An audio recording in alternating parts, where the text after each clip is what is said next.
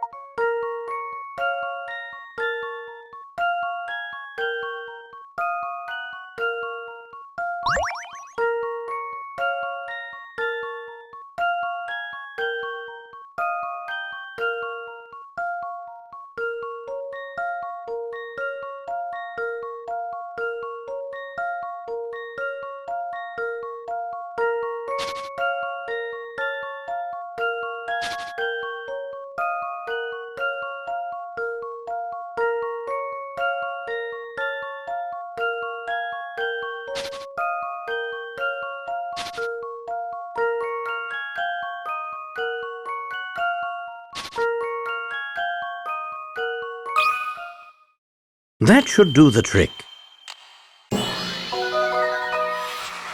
Well, that's settled.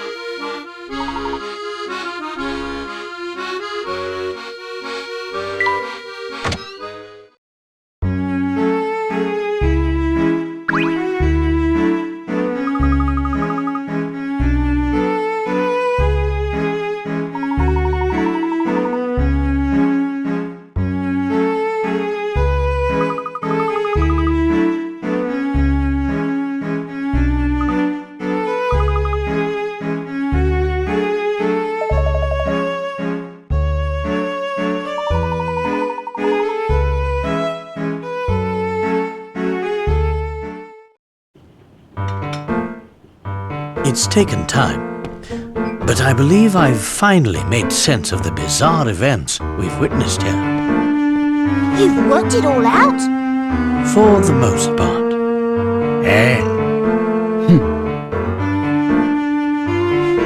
Come on then, out with it! Yes, of course.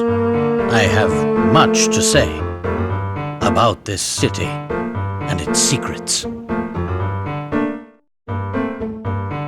The London we are presently in, this London of the future, is a fake. More precisely, it's a set designed to make us believe that we've traveled 10 years into the future. Because, you see, there is no time machine. Not here, not anywhere. What? We were all led to believe that the clock shop was a portal to the future. But the truth about that shop is in some ways just as bewildering. The back room of the clock shop is no time machine. It's a lift leading down into the earth.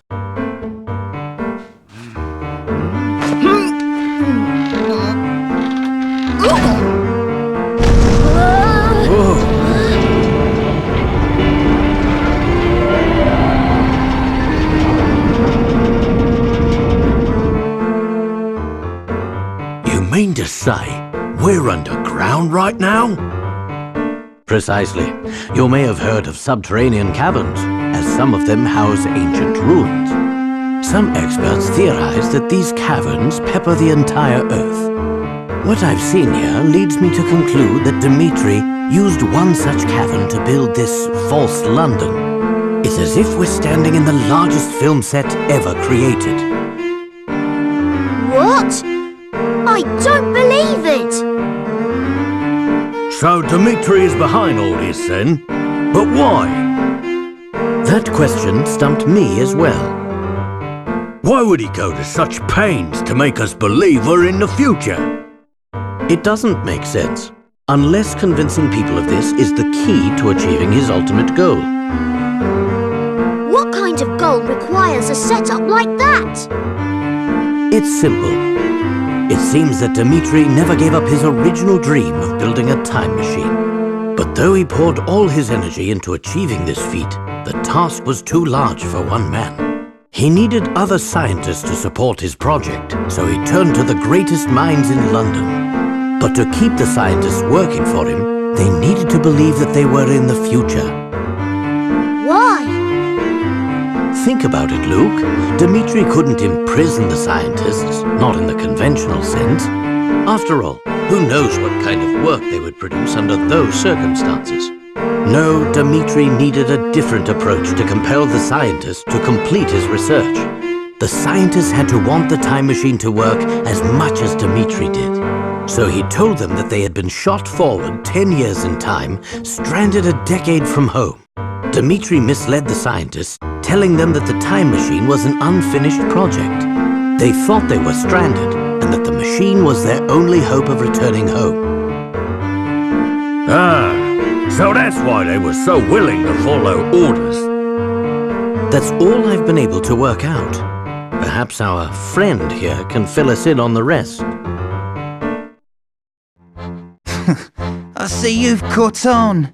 Excellent work as always, Herschel. The family uses this establishment as a hideout. Therefore, it seemed a bit odd that the bartender didn't so much as raise an eyebrow when we walked in. I have to give credit where it's due. I never imagined you'd work out so much of the plan yourself. I suppose I've no choice but to shut you up for good.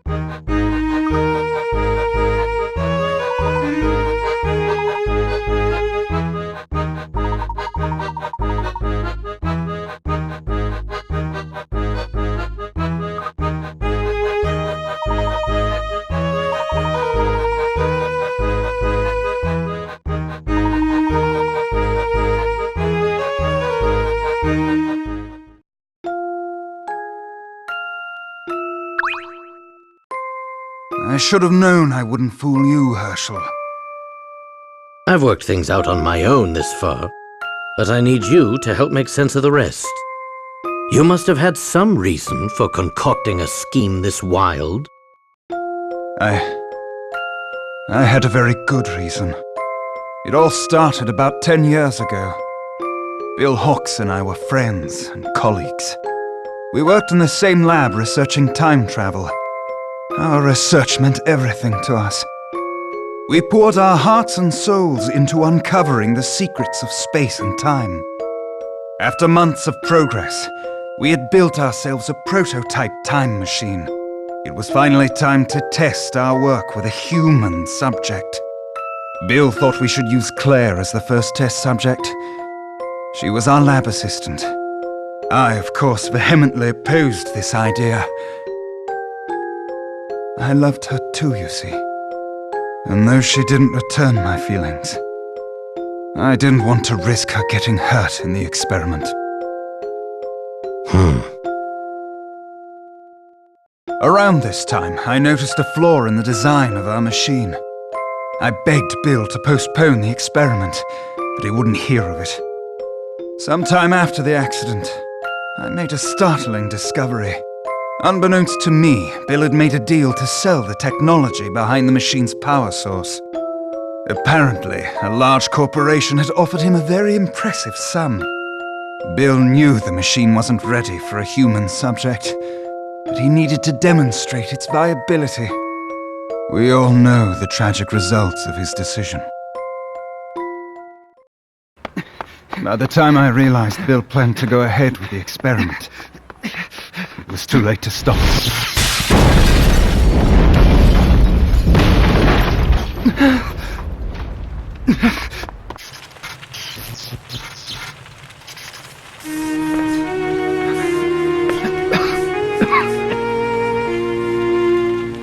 What have you done?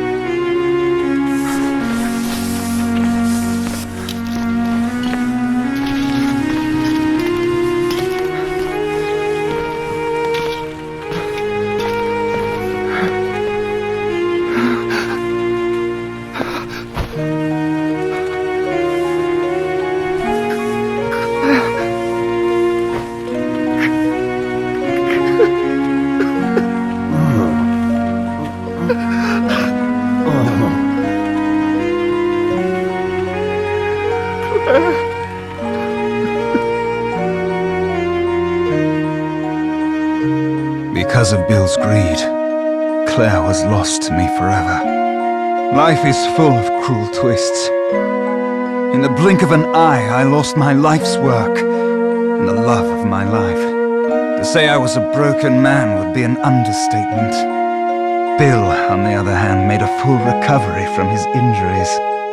He also completed the deal with the corporation, pocketing more money than most people see in a lifetime. He used his newfound fortune to climb the political ladder to the very top. He killed Claire and was rewarded with the most powerful seat in government. If that's not a cruel joke, I don't know what it is. I can't pretend I wasn't bitter, and it was this bitterness that sent me back to my research.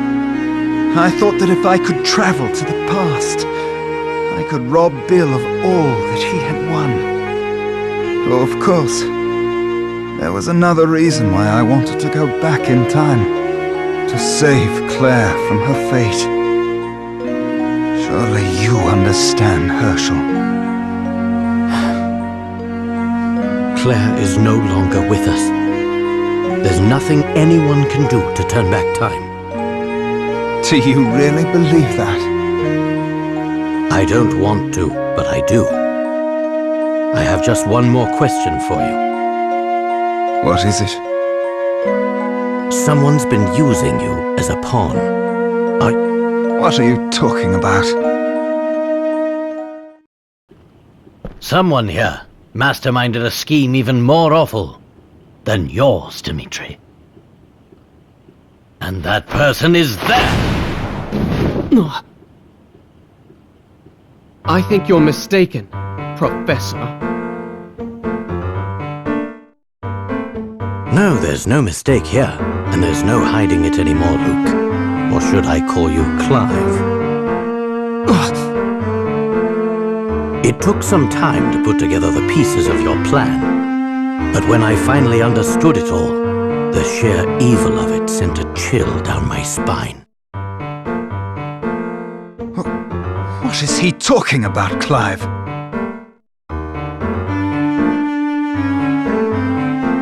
You kept your true intentions hidden from everyone, Clive, even your partner, Dimitri. What are you saying, Herschel? Clive was aiming for revenge on a massive scale, and you were nothing more than a pawn, Dimitri. Tremendous work, Professor! You found me out. Stop speaking in riddles, Layton. What's this all about? Clive, you lived next door to the lab that exploded 10 years ago. You were just a child then. That blast demolished half of the building you lived in.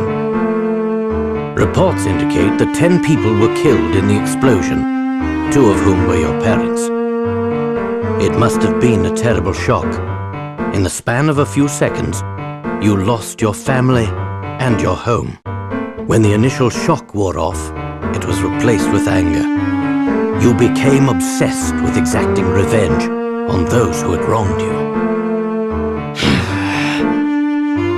You were lucky enough to be adopted by a kindly woman in her golden years, Constance Dove. Miss Dove's extreme kindness was matched in scale only by the enormous fortune she possessed. You two lived quite happily as a family for a time. Sadly, it wasn't to last. Miss Dove departed from this world 5 short years later, leaving her fortune to you. Before long, you graduated from secondary school and took a part-time job at a prominent newspaper. Considering your sizable inheritance, I don't think you took the job for pocket money. You were searching for something. Using the newspaper's resources, you finally hunted down the men responsible for your misery. You knew that both Bill Hawks and Dimitri Allen were responsible for the explosion. Armed with this information, you concocted a plan to avenge your parents. First, you befriended Dimitri and convinced him to resume his research on the time machine.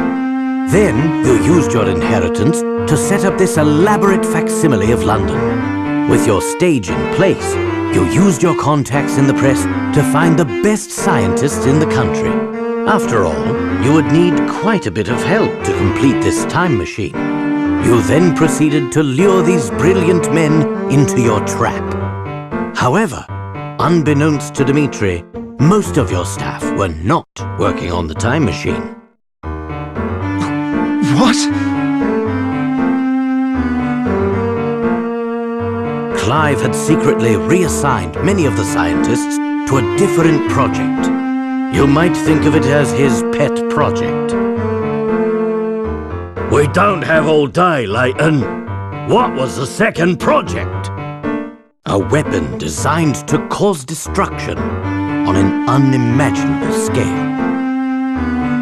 A weapon? Is this true, Clive?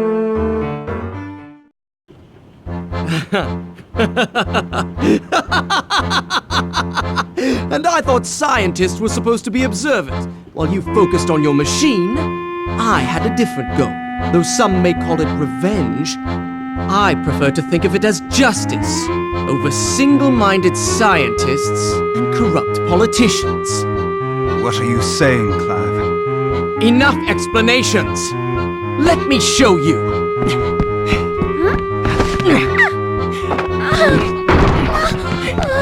Hey!